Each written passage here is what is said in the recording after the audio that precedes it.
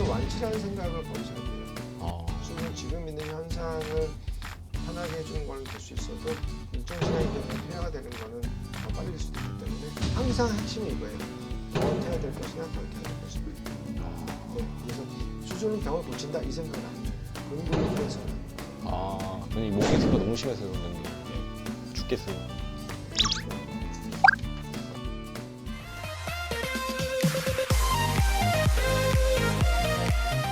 안녕하세요. 저는 댄서이자 통증을 달고 사는 남자 통달남 타피현주입니다. 안녕하세요. 만성통증 전문가 안강입니다. 네, 통증에 고통받는 세계 모든 사람들을 위한 글로벌 의학 토크쇼 통증엔 국경이 없다.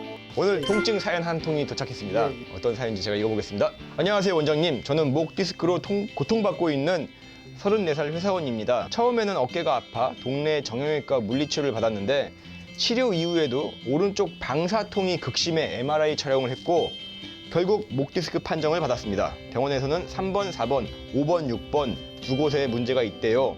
지금까지 총 4곳의 병원을 방문했는데 1번 A병원에서는 3, 4번은 중추신경이라 오래 놔두면 심각하니 빨리 수술이 필요하다. 5, 6번은 디스크 탈출로 고통이 있으니 여기도 수술해야 된다. 나이가 어리기 때문에 수술하기엔 너무 안타깝지만 권유를 한다.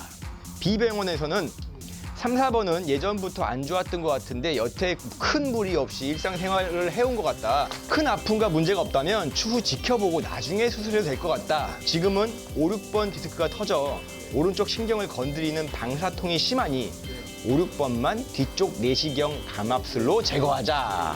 C병원에 갔더니 비수술 치료를 먼저 해보고 호전이 없으면 수술이 필요하다. 나이가 어리기 때문에 3, 4번 철심보다는 인공 디스크 삽입을 권한다. 수술을 한다면 3, 4번, 5, 6번 같이 하는 게 좋다. 마지막 이 D병원에서는 네. 비수술을 원한다면 네. 주사 치료로 할 수 있는데 호전될 가능성이 없을 것이다. 수술을 하게 된다면 5, 6번 앞으로 절개해 들어가 안 좋은 디스크를 제거하고 인공 삽입뼈 없이 뼈와 뼈를 붙이는 수술을 진행해야 된다. 자, 이런 이야기를 들었습니다. 의사 선생님마다 방식과 의견의 차이가 있어서 매우 혼란스럽네요. 요즘 일상생활은 아무것도 못하고 있고 퇴근하고 집에 오면 그냥 밤새 누워만 있습니다. 쉽게 결정 못하고 있는데 이거 어떻게 해야 되나요, 원장님? 일단은 저 3, 4번 되게 오래된 거예요.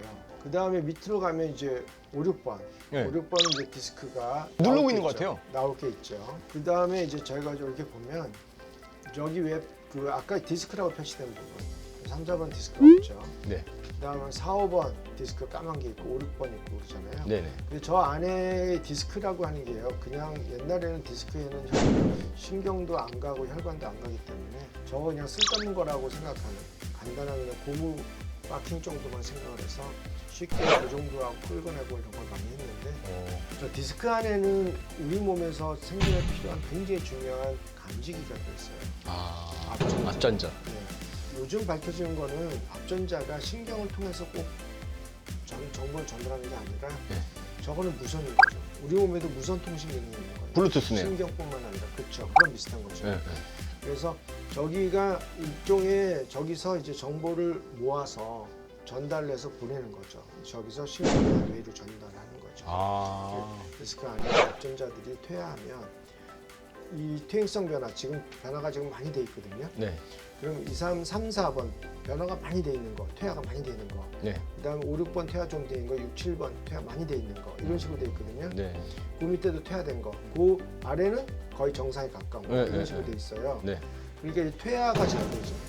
쥐 안에 있는 이 앞전자라는 이게 세포에 막이 붙어 있는 건데 걔네들이 고장 나면.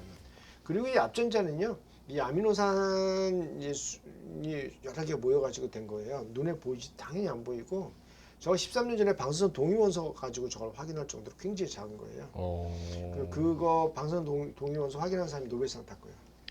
예, 그 다음에 지금은 저거에 관련된 논문은 그냥 지금 앞으로 주류예요.